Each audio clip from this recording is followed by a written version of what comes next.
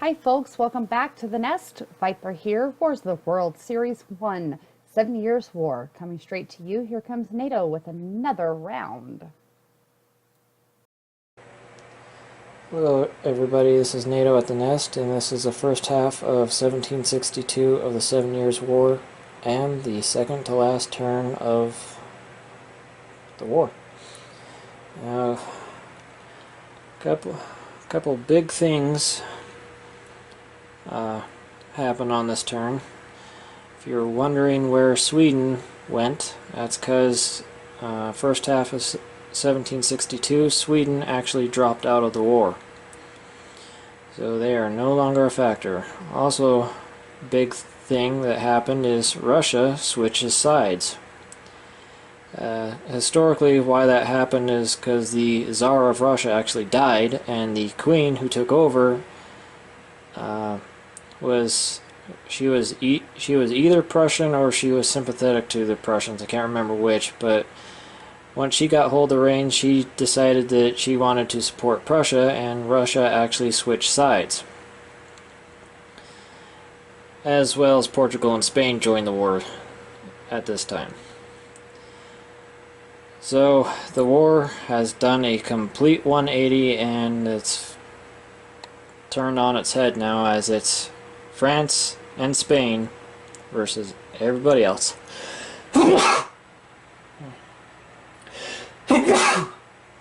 Excuse me. So, going with what happened this turn, there's a lot that happened this turn. It's kind of refreshing after the last 4 or 5 turns of mostly nothing. So, England invaded Florida and took it.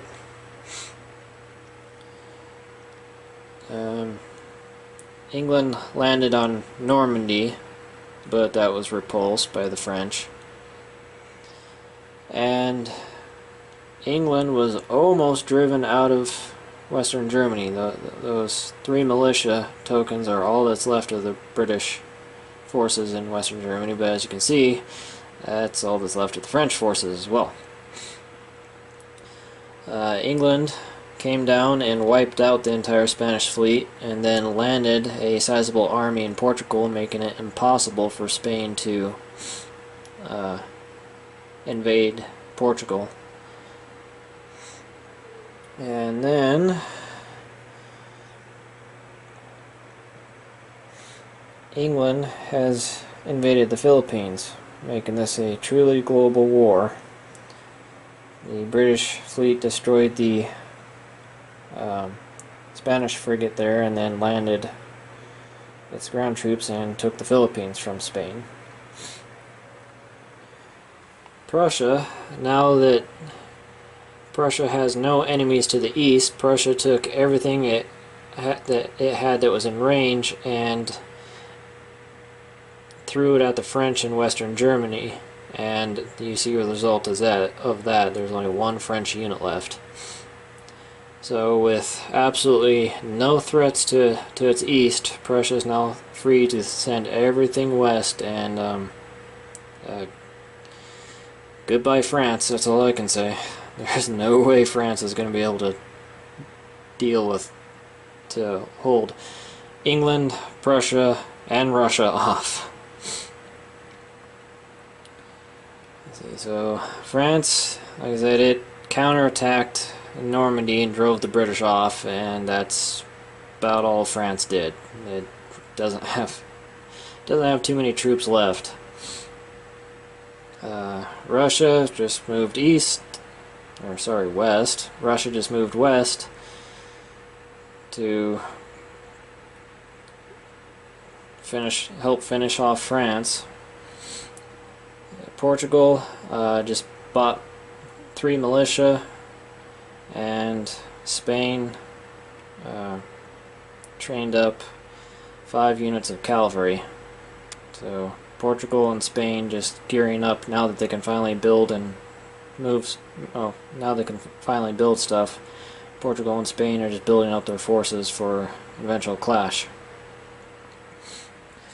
So, pretty crazy turn.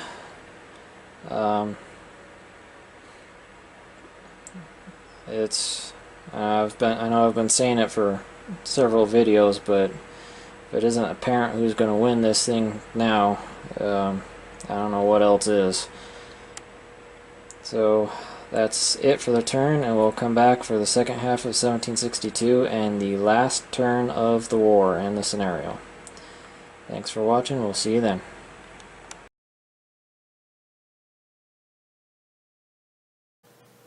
Hi guys, we're going to take a short break. Stay tuned. Nate will be right back with the second half of that round.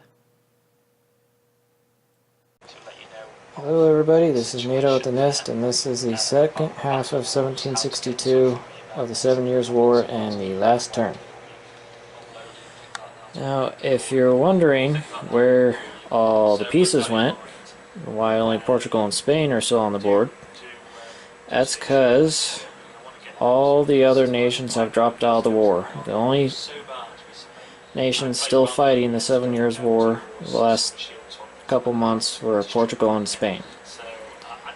So that's why all the other pieces are gone. So, as you can imagine, this will be a really quick video. So, with England dropping out of the war and the British Navy and the British Army gone, that opened the door for Spain to invade Portugal. But England was able to buy Portugal enough time to build up its forces that Spain wasn't able to conquer Portugal outright. And given enough time, Spain could do it, but unfortunately this was the last turn of the scenario, and the war is now over, and so Portugal survives. So that's it for the fighting, and I'll take a quick break and count up the victory points to see who won, but I'm pretty sure everyone watching already knows who won. But I'll get the exact victory point breakdown, and then we'll go over the game as a whole, and the strategies that won or lost it for whoever, and just some closing thoughts. So we'll see you then. Thanks for watching. Hello everybody, this is Nato at the Nest with the end results for the 7 Years' War.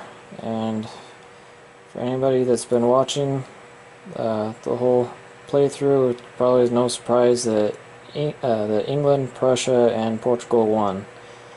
All three accomplished all their victory objectives, so the English faction, for lack of a better term, ended the game with 16 points, and the French faction ended with 0.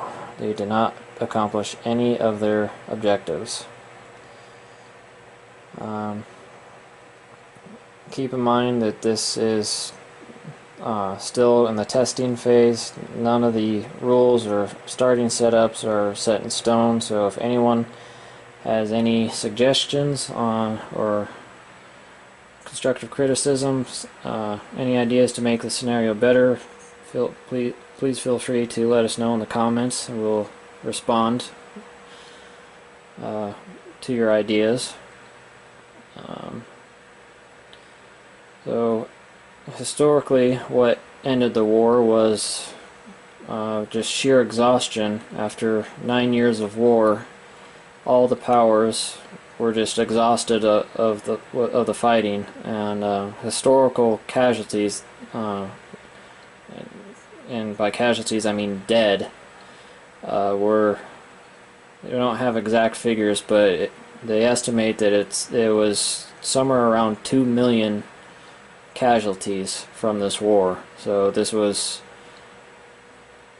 war was on a scale that was larger than anything anyone had seen before. Granted, it'd be surpassed by later wars, but so by the end of the war, England was bankrupt, France was bankrupt, Prussia was running out of people,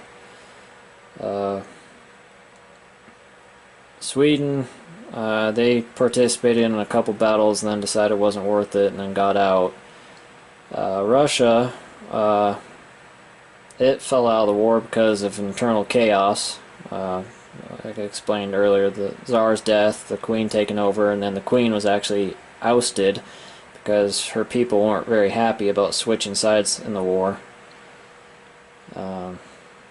Austria, kind of a combination of running out of money and running out of people.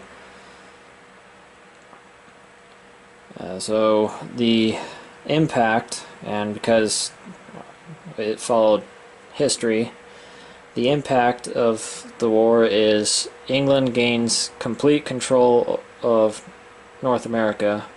France loses all of its North American colonies. It will get its Indian outpost back, and that's the only change, really. Prussia's borders go back to the original borders, Austria's as well. Spain gets Florida and the Philippines back, so really the only thing that changes is France gives England its North American colonies, and England gives France its Indian outposts back. That's it. Everything else did not change at all. So what that means for us going forward is the next scenario, which is going to be the American Revolution. America will be fighting the British for independence. If the French faction had won, then France would control North America, and the Americans would be fighting the French for independence. But that's not the case, and it's going to follow history this time. So look for the next video series to come out with our American Revolution scenario. Winning strategy for the British and the Prussians was definitely their aggressive nature. Right from the get-go, they came out attacking, and they, for the most part, never let up. Prussia hitting Austria right out of the gate and reducing Austria's production down to 2. The very first turn, I think, was key. And then pressing home that advantage and being able to eliminate Austria from the war completely before Russia came in, I think, was huge, because that allowed Prussia to pivot east and concentrate everything it had against Russia, and then eventually Sweden. And by the time Russia and Sweden were able to get to the front, Prussia already had a solid defensive line built up, and then with British support it was impenetrable. And then I think the other key thing was England deciding to land in Western Germany. For the reasons I explained earlier, it secured Prussia's back door, so Prussia didn't have to fight a two-front war against Russia and France, and it also had secured an uninterrupted line of communication between England and Prussia, so whenever one was in danger of getting in trouble, the other could immediately come to their aid. And we saw that the last turn that England and France and Prussia were in the war, the English forces in West Germany were in danger of being overrun by the French forces, and because they shared close lines of communication, Prussia was able to turn around and send reinforcements immediately and keep Western Germany in British hands. So I think those two factors were huge in winning it for England and Prussia. And of course, England being able to gain control of North America and cut France's production by over half. So that England and Prussia couldn't have won, obviously, without England's efforts in North America. So on the other side of the fence, I think what lost it for France and Austria is France started off good in North America. The first couple turns, the battles went France's way, but after those first couple turns, they lost the initiative and they just couldn't gain traction. Perhaps France should have spent more money on ships and fought England a little harder in the Atlantic in the naval battle. Maybe. But I'm not sure that would have. Worked, because if France would have started just building nothing but ships, then England would have probably just responded in kind, and I don't really see France closing in terms of number of ships. I don't ever see France being able to close that gap. So I don't know. Maybe in a future start setup, maybe give France a couple more ships or take away some ships from England. I don't know. Let me know what you guys think in the comments on that. Austria, I don't really think there's much you can do for Austria other than changing the turn order around so that Austria goes before Prussia.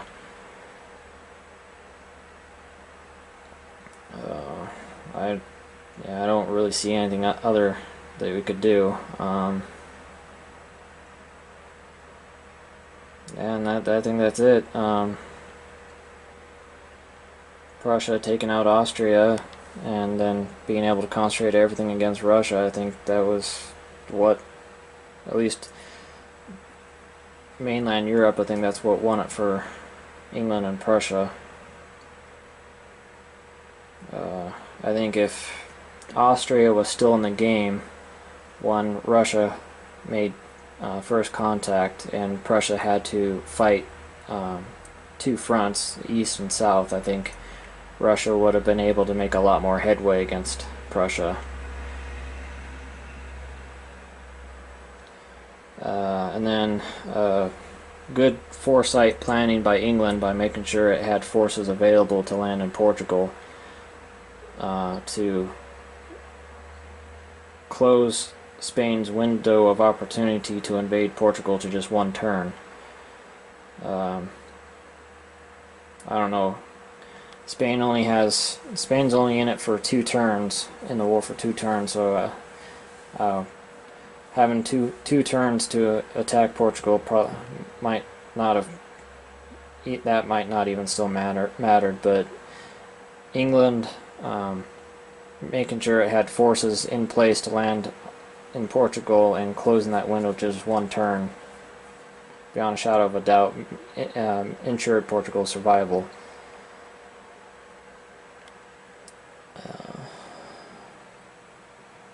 But that's about it. I mean, I really enjoyed it. It was a tough fight for everyone involved. I think there was a couple instances where it could have went either way, but the dice rolled in England and Prussia's favor.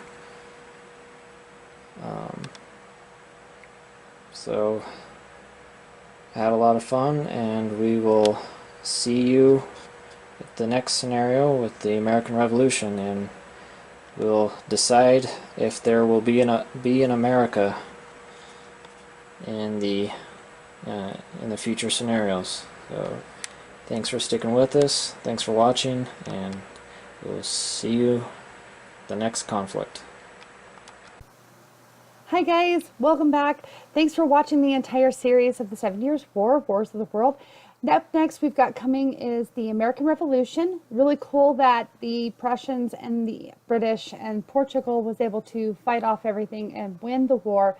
And keep in mind that the rules that we have developed for the games actually develop each other. So whatever the legacy of the last game was does develop into the next game. So if something happens in the American Revolution and for some reason America doesn't win, we're going to have to adapt to that with everything else that's coming up with the Napoleonic Wars and everything else.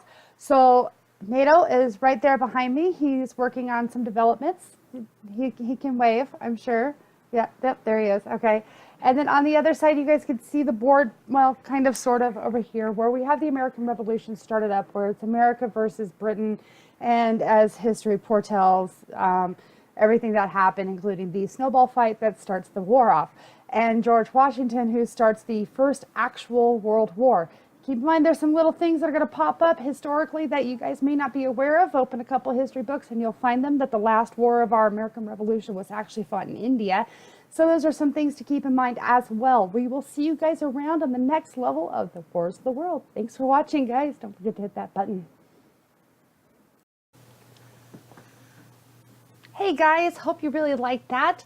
A couple of credits to throw out there. Merchants and Marauders from Z-Man Games, Risk from Parker Brothers, Axis and Allies of 1914 by Hasbro and Wizards of the Coast, and of course, historicalboardgaming.com. Thank you, Nato, for narrating these videos. And don't forget to subscribe. And if you like what we're doing, get a squat on that like button. We also want to hear your opinions. Keep in mind that we are developing this game as we go along. So if you have any opinions, you have any comments, go ahead and shoot those below. We'll get back to you as soon as we can. Appreciate it, guys. Viper here, Viper out. Thanks for watching The Nest.